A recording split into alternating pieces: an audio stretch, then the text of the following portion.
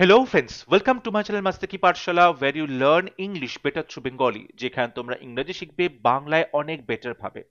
Precis writing এর ক্লাসে তোমাদের সবাইকে আরো একবার ওয়েলকাম করছি। প্রেসি রাইটিং যে কোনো ইংলিশ ডেসক্রিপটিভ পেপারে খুবই গুরুত্বপূর্ণ ভূমিকা পালন করে। আমরা অলরেডি পিকে দে সরকারের বই থেকে যে প্রেসি রাইটিং এর এক্সারসাইজগুলো রয়েছে সেখান থেকে বেশ কিছু প্রেসি রাইটিং আমরা সলভ করেছি, ক্লাসেস করিয়েছি। এছাড়াও বিভিন্ন সরকারি চাকরি প্রিভিয়াস ইয়ার্সে যে প্রশ্নগুলো এসেছিল সেগুলো সলভ করে বিভিন্ন ক্লাসেস নিয়ে আসা হয়েছে।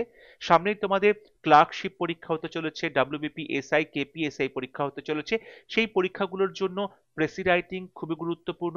আমি অলরেডি ক্লার্কশিপ পরীক্ষার প্রিভিয়াস ইয়ার্সে যতগুলো প্রিভিয়াস ইয়ার্সের প্রশ্ন অ্যাভেলেবেল সেই সমস্ত প্রিভিয়াস ইয়ার্সের প্রেসি রাইটিং সলভ করে একটা পার্টিকুলার ক্লাসে কম্পাইল করে তোমাদের জন্য নিয়ে আসা হয়েছে, যাতে একটা ভিডিও দেখলেই তোমরা পুরোটা কিন্তু সেখান থেকে পেয়ে যাচ্ছ। ডাব্লিউবিপি এসআই পরীক্ষার জন্য কম্পাইল করে একটা প্রেসি রাইটিং এর ক্লাস নিয়ে আসা হবে, যেখান থেকে তোমরা প্রিভিয়াস ইয়ার্স এর সমস্ত প্রেসি রাইটিং গুলো একবারে পেয়ে যাবে। তাহলে শুরু করছি আজকে প্রেসি রাইটিং এর ক্লাস। এখানে যে প্যারাগ্রাফটি দেওয়া আছে সেই প্যারাগ্রাফটি আমরা প্রথমে ভালো করে পড়বো, পড়ে তার বাংলাটা যতটা সহজভাবে বোঝা যায় বোঝানোর চেষ্টা করব। তারপর আমরা ইম্পর্টেন্ট সেন্টেন্স কোনগুলো সেগুলো আন্ডারলাইন করব এবং তার বেসিসেই মেন প্রেসি যে প্যাসেজ সেটা আমরা লিখব। তাহলে আজকে আমরা প্রথমে এই প্যারাগ্রাফটা ভালো করে পড়ে তার বাংলাটা বোঝার চেষ্টা করি। এখানে বলছে, the first character of right childhood is that it is modest. Right childhood অর্থাৎ সঠিক যে শৈশব বা আদর্শ যে শৈশব, সেই শৈশবের প্রথম ক্যারেক্টার হচ্ছে, প্রথম চরিত্র হচ্ছে ইট ইজ মডেস্ট। যে ছোটবেলা বা শৈশবকালে কিন্তু বাচ্চাদেরকে অনেক বেশি মডেস্ট হতে হবে, বিনম্র হতে হবে। ঠিক আছে, এরপর বলছে a well bread child, sorry এখানে ব্রেড বানানটা ভুল হয়েছে, বিআর ইডি হবে, ঠিক আছে, well breed. A well breed child does not think it can teach its parents or that it knows everything.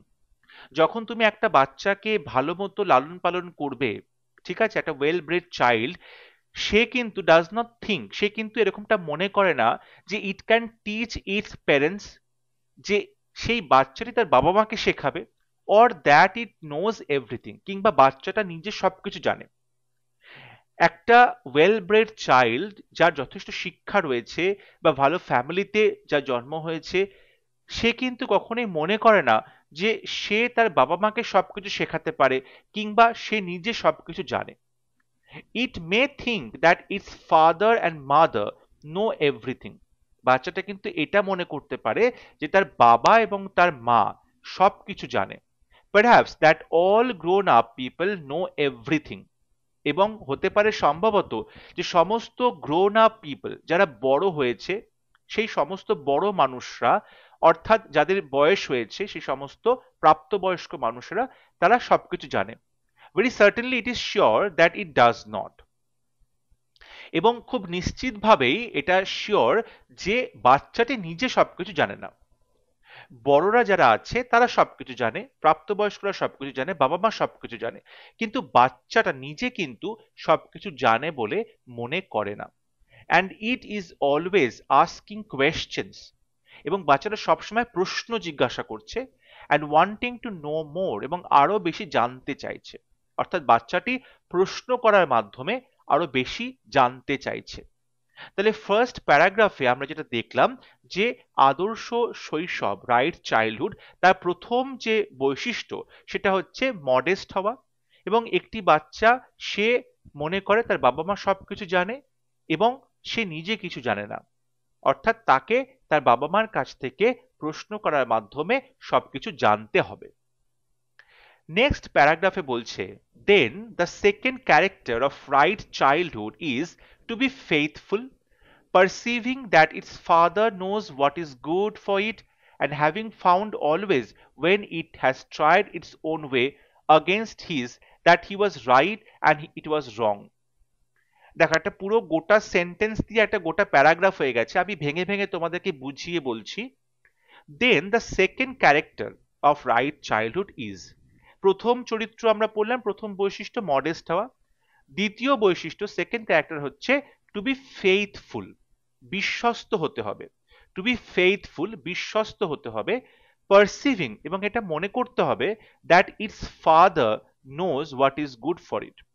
তাকে মনে করতে হবে, তাকে ধরেই নিতে হবে যে তার বাবা খুব ভালো মতো জানে যে বাচ্চাটির জন্য কোনটা ভালো হবে। অর্থাৎ বাচ্চাটির বাবার প্রতি বাচ্চাটিকে কিন্তু খুব ফেইথফুল হতে হবে, বিশ্বস্ত হতে হবে। কারণ সে জানে যে তার বাবা কিন্তু যেটা করবে তার ভালোর জন্য করবে, এবং তার বাবা তার ভালোটা সবসময় জানে। And having found always, when it has tried its own way against his, that he was right and it was wrong. এবং অনেক সময় আমরা দেখতে পেয়েছি যে যখনই বাচ্চাটা নিজে নিজে চেষ্টা করেছে নিজের মতো চলতে, against his মানে তার বাবার ইচ্ছার বিরুদ্ধে। অনেক সময় হয় বাচ্চারা প্রতিবাদ করে বাবা মায়ের against এ গিয়ে তারা বিহেভ করে, তাদের against এ তারা চলার চেষ্টা করে। এরকম করলে দেখা গেছে যে সবসময় হি ওয়াজ রাইট, তার বাবা কিন্তু ঠিকঠাক বলেছিল, অ্যান্ড ইট ওয়াজ রং, এবং বাচ্চাটা কিন্তু ভুল ছিল। আর noble child trusts him at least wholly, অন্ততপক্ষে পুরোপুরিভাবে সে তার বাবাকে কিন্তু বিশ্বাস করে, ট্রাস্ট করে। And will walk blindfold with him if he bids it, এবং যদি তার বাবা তাকে তেমনটাই করতে বলে, তার বাবা যদি তাকে তেমনটাই করতে বলে, তাহলে কিন্তু সে চোখ পট্টি বেঁধে অর্থাৎ অন্ধ হয়ে চলাফেরা করবে। অর্থাৎ একটি নোবেল বাচ্চা সে কিন্তু চোখ বন্ধ করে তার বাবাকে ট্রাস্ট করে, এবং তার বাবা যদি তাকে বলে যে তুমি চোখে কাপড় বেঁধে ব্লাইন্ড ফোল্ড হয়ে চোখ বন্ধ করে অন্ধ হয়ে তুমি রাস্তায় হাঁটো আমার সঙ্গে, তাহলে কিন্তু সে সেটাই করবে। তাহলে সেকেন্ড প্যারাগ্রাফে আমরা দেখলাম যে বাচ্চাকে হতে হবে ফেইথফুল, এবং তাকে বুঝতে হবে তার বাবা কোনটা ভালো কোনটা খারাপ, এই যে মরাল লেসন্স সেগুলো কিন্তু অবশ্যই তাকে দেবে, এবং তাকে তার বাবার যে রাস্তা সেটাই ফলো করতে হবে। এবং লাস্ট প্যারাগ্রাফে বলছে, then the third character of right childhood is to be loving and generous. এবং আদর্শ শৈশবের 3 নম্বর বৈশিষ্ট্য হচ্ছে টু বি লাভিং, তোমাকে অবশ্যই লোকজনকে খুব ভালোবাসতে দিতে হবে এবং খুব জেনারাস হতে হবে, অর্থাৎ উদার হতে হবে। তোমাকে সবাইকে ভালোবাসতে হবে এবং জেনারাস বা উদার হতে হবে। Give a little love to a child, একটা বাচ্চাকে তুমি ভালোবাসা দাও, and you get a good deal back, তুমি কিন্তু অনেকটাই ভালোবাসা ফেরত পাবে। অর্থাৎ তুমি একটি বাচ্চাকে যখন ভালোবাসছো তখন বাচ্চারা তোমাকে তার থেকে অনেক বেশি ভালোবাসা তোমাকে ফিরিয়ে দেয়। ইট লাভস এভরিথিং নিয়ার ইট, বাচ্চাটার ধারে কাছে যা কিছু থাকে তাকেই কিন্তু বাচ্চাটা ভালোবাসে। when it is a right kind of child, অবশ্যই যদি সেই বাচ্চাটির যে বাচ্চাটিকে মানে মানুষ করা সেটা যদি সঠিকভাবে হয়, আদর্শ যদি বাচ্চা হয়, তাহলে সে অবশ্যই তার চারপাশে যা কিছু আছে সব কিছুকে ভালোবাসবে। would hurt nothing, কাউকে আঘাত করবে না। would give the best it has always, তার কাছে সব থেকে ভালো যেটা আছে সেটাই কিন্তু সে সবাইকে দিয়ে দেবে। does not wish to get everything good in the house for itself, বাড়িতে যা যা কিছু ভালো ভালো আছে বা ভালো হচ্ছে সবকিছুই সে নিজের জন্য চাইছে না। and delights in helping people, এবং লোকজনকে সে যে সাহায্য করতে পারছে সেটার জন্য সে প্রচন্ড ডিলাইটেড ফিল করে বা খুব আনন্দিত ফিল করে। তাহলে থার্ড প্যারাগ্রাফে আমরা দেখতে পাচ্ছি যে আদর্শ শৈশবে কি করতে হবে, বাচ্চাটিকে লাভিং এবং জেনারাস হতে হবে, লাভিং এবং জেনারাস হতে হবে, এবং এই লাভিং এবং জেনারসিটি দিয়েই কিন্তু লাভ এবং জেনারসিটি দিয়েই সে কি করবে, সে সবাইকে হেল্প করবে। এই যে হেল্প করা তাতে কিন্তু সে প্রচন্ড আনন্দিত হবে, তার মধ্যে দিয়ে তার অ্যাফেকশন ফুটে উঠবে লোকজনের প্রতি। তাহলে আমরা দেখো তিনটে প্যারাগ্রাফে তিনটে বৈশিষ্ট্য পেলাম আদর্শ শৈশবের। প্রথমটা ছিল মডেস্ট হওয়া, দ্বিতীয়টা হলো ফেথফুল হওয়া, তৃতীয়টা হচ্ছে লাভিং অ্যান্ড জেনারাস হওয়া। এবারে আমরা কি করব, আমরা প্রত্যেকটা যে প্যারাগ্রাফ রয়েছে সেই প্যারাগ্রাফের মধ্য থেকে যেগুলো ইম্পর্টেন্ট সেন্টেন্স সেগুলো আন্ডারলাইন করব, এবং তারপরে আমরা প্রেসি রাইটিংটা লিখব। অবশ্যই first character of the right childhood is that it is modest, এটা হতে হবে। এবং একটা ওয়েল ব্রেড বাচ্চাকে কিন্তু ভাবলে হবে না যে it can teach his parents, কিন্তু আসলে হবে যে সে সবকিছু জিজ্ঞেস করবে এবং সেখান থেকে জানতে চাইবে, অর্থাৎ তার বাবা মার কাছ থেকে সে জানতে চাইবে। ঠিক আছে, তার বাবা মা সবকিছু জানে বলে সে বিশ্বাস করবে এবং তার বাবা মার কাছ থেকে সে সবকিছু জানবে। দ্বিতীয় বৈশিষ্ট্য হচ্ছে টু বি ফেথফুল হওয়া। ফেথফুল হওয়া এবং তোমাকে এটা মনে করতে হবে তার বাবা সবকিছু জানে, কোনটা ভালো কোনটা খারাপ তার জন্য।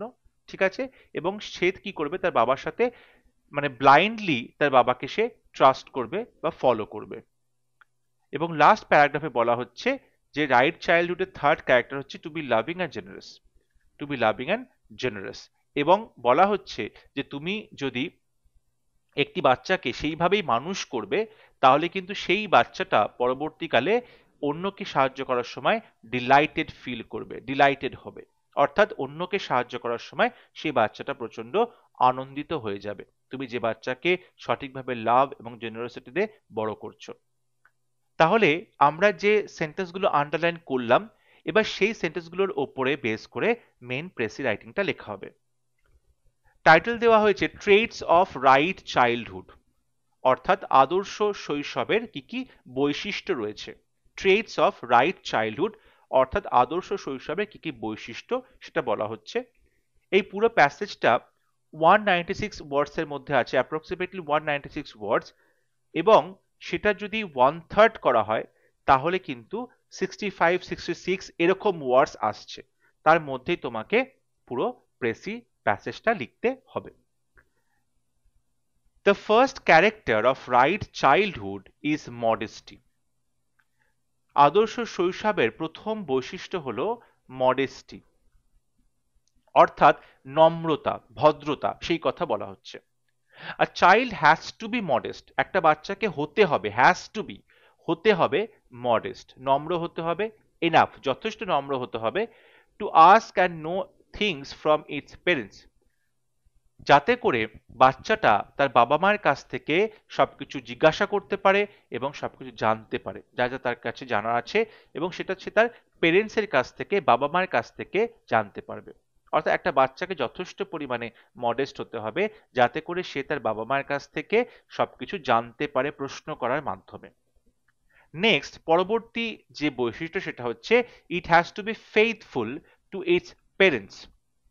বাচ্চাকে অবশ্যই তার বাবা মায়ের প্রতি ফেইথফুল বা বিশ্বস্ত হতে হবে। ইট has to have complete faith in it's father. It has to have, থাকতেই হবে, হ্যাজ টু হ্যাভ, থাকতেই হবে, কমপ্লিট ফেইথ, পুরোপুরি একটা বিশ্বাস, ঠিক আছে, কমপ্লিট ফেইথ থাকতে হবে ইন ইটস ফাদার, তার বাবার উপরে, and follow him to learn moral lessons, এবং তার বাবাকে তাকে ফলো করতে হবে যাতে করে সে শিখতে পারে নৈতিক শিক্ষা, অর্থাৎ কোনটা খারাপ কোনটা ভালো, কোনটা ন্যায় কোনটা অন্যায়, এইরকম যে লেসন বা যেগুলো রয়েছে মরাল লেসন, সেগুলো তাকে শিখতে হবে।